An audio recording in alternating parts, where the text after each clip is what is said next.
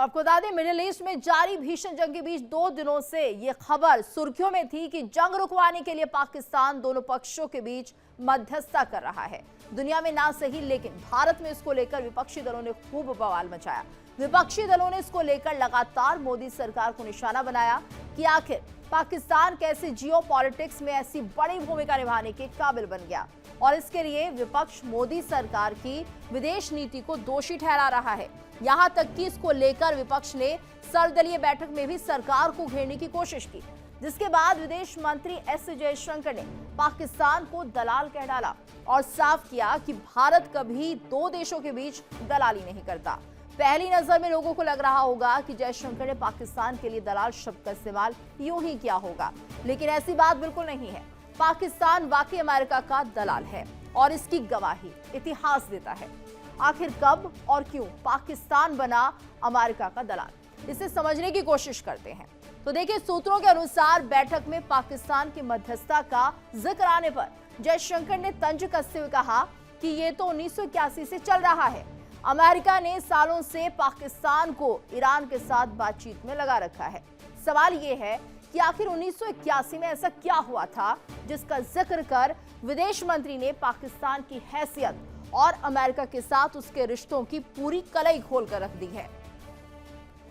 और इस वक्त मेरे साथ मेरी सहयोगी मोनिका भी जुड़ गई है। मोनिका, तो देखिए, बहुत बड़ा दावा यहां पर किया जा रहा है और ऐसे में सीधे तौर पर पाकिस्तान को लेकर जिस तरह से विदेश मंत्री ने शब्द का इस्तेमाल किया है, हालांकि विपक्ष सवाल उठा रहा है, लेकिन पाकिस्तान के लिए उन्होंने जो शब्द इस्तेमाल किया वो बिल्कुल सही उस पर बैठता है।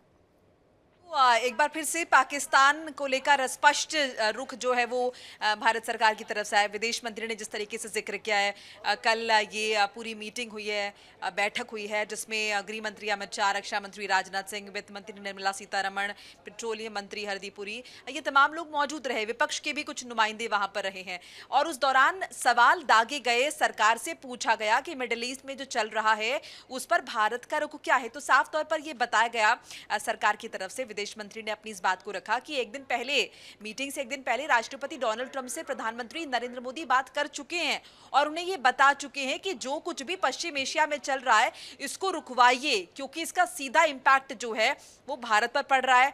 ना सिर्फ भारत पर पड़ रहा है बल्कि पूरे विश्व पर इसका जो है नेगेटिव इंपैक्ट नजर आ रहा है। ऊर्जा क्षेत्र को कहीं ना कहीं इसका खामियाजा भुगतना पड़ रहा है, बहुत बड़ा इकोनॉमिकल लॉस हो रहा है, बहुत सारे जो लोग हैं उनकी जान जोखिम में पड़ी हुई है, वो तमाम लोग जो खाड़ी देश में रहते हैं, भारतीय लोग।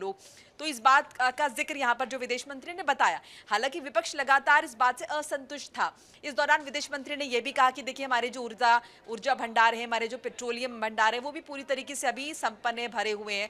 लगातार खेप बाहर से आ भी रही है। 4 जहाज पहले आ चुके हैं, 5 और आने वाले हैं, 18 भी फंसे हुए हैं हॉर्मुज स्ट्रेट पर, लेकिन वो भी आ जाएंगे। इसके अलावा हमने डाइवर्सिटी यहाँ पर जो है किया, यानी कि हमने अपने सोर्सेज को बढ़ाया है, हमने और जो देश है उन्हें इंक्लूड किया है। अब यहाँ पर पाकिस्तान की जिक्र की बात आती है, क्योंकि विपक्ष ने कहा कि देखिए, पाकिस्तान मध्यस्थता कर रहा है, तो क्या भारत की तरफ से भी इस बात का जिक्र हो रहा है? क्योंकि पाकिस्तान के प्रमुख ने बाकायदा सोशल मीडिया का सहारा लिया था और इस बात का जिक्र किया कि हम अमेरिका और ईरान के बीच मध्यस्थता के लिए तैयार है। तब विदेश मंत्री ने कहा कि हमारे प्रधानमंत्री पहले ही राष्ट्रपति ट्रंप को ये बता चुके हैं कि जो भी चल रहा है ये नाकाबिले बर्दाश्त है, और जहां तक बात रही मध्यस्थता की, तो हम यहाँ पर जाकर ढिंडोरा नहीं पीटेंगे, हम दलाल नहीं है पाकिस्तान की तरह, और ये कोई नई बात नहीं है पाकिस्तान के लिए। 1981 से अब तक ये करता आ रहा है।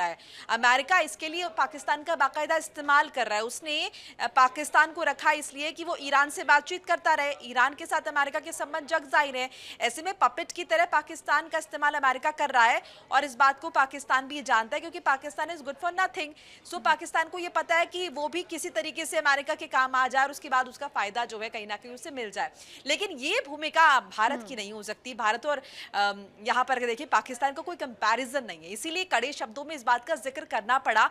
यहाँ पर विदेश मंत्री को इस बात को रखना पड़ा कि पाकिस्तान से तुलना मत कीजिए। अब यहाँ जाकर भारत में फ्रंट में नहीं कहेगा कि मैं आपकी मध्यस्थता कराऊं क्या, मैं सोशल मीडिया का सहारा लेकर प्रधानमंत्री नरेंद्र मोदी से, अगर आप एक्सपेक्ट कर रहे हैं कि वो सोशल मीडिया पर जाकर पाकिस्तान के प्रमुख की तरह लिखने वाले हैं कि मैं मध्यस्थता कराऊं क्या, या भारत आगे बढ़े। भारत अपनी बात रख चुका है, भारत पहले कह चुका है, भारत के इजराइल से संबंध अच्छे, तकनीकी जो है साझेदार है, भारत के ईरान से संबंध अच्छे हैं, भारत के व्यापारिक रिश्ते जो हैं, कूटनीतिक रिश्ते, वो अमेरिका से भी हैं।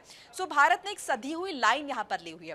विपक्ष लगातार तब भी हमलावर रहा, असंतुष्ट रहा गीतू, और ये मांग जो है विपक्ष की तरफ से लगातार की जा रही है कि आप संसद के दोनों सदनों में इस पर चर्चा कराइए कि जो पश्चिम एशिया में चल रहा है उस पर भारत सरकार का रुख क्या है, इस पर चर्चा होनी चाहिए, संसद के दोनों सदनों में बहस होनी चाहिए।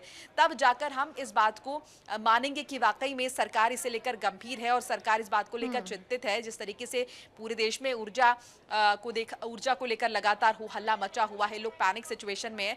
एक बार फिर से यहाँ पर विदेश मंत्री ने दोहराया कि पैनिक सिचुएशन की कोई बात नहीं, क्योंकि तमाम ऑल्टरनेटिव्स हमने पहले ही खंगाल लिए। हमें पता है कि हॉर्मुज से जो भी खेप आ रही है वहां से आने में दिक्कत हो रही है। हालांकि ईरान हमारा सहयोगी देश रहा है और ईरान हमारे जहाज नहीं रोक रहा है। 4 आ चुके हैं, 5 आने वाले हैं और 18 अभी भी कतार में हैं। लेकिन फिर भी किसी तरह की कोई प्रॉब्लम ना हो, इसलिए भारत सरकार एक्स्ट्रा पैसा देकर दूसरे देशों से कहीं ना कहीं ये जो आयात है वो लगातार कर रही है। बिल्कुल, और मोनिका इसमें अमेरिका भी शामिल है, वहां से भी तेल मंगाया जा रहा है, जो कि ट्रंप चाहते भी होंगे कि अमेरिका के साथ भी कोई डील की जाए, तो वो भी हो रही है। यानी कोशिश हम चारों तरफ से ये देख रहे हैं कि कहीं ना कहीं इस मुसीबत से निकलने की सरकार कर रही है, लेकिन विपक्ष पूरी कोशिश कर रहा है कि इस मौके का फायदा उठाया जाए और कहीं ना कहीं ऊर्जा संकट को लेकर सरकार को घेरा जाए। धन्यवाद करना चाहेंगे मोनिका आपका इस सब पूरी जानकारी के लिए। देखिए इंडिया डेली 24/7 अब आपकी स्मार्ट टीवी पर। इंडिया डेली मौजूद है सभी डिजिटल प्लेटफॉर्म पर लाइव और लगातार। इंडिया डेली 24/7 हर दिन राष्ट्र को समर्पित।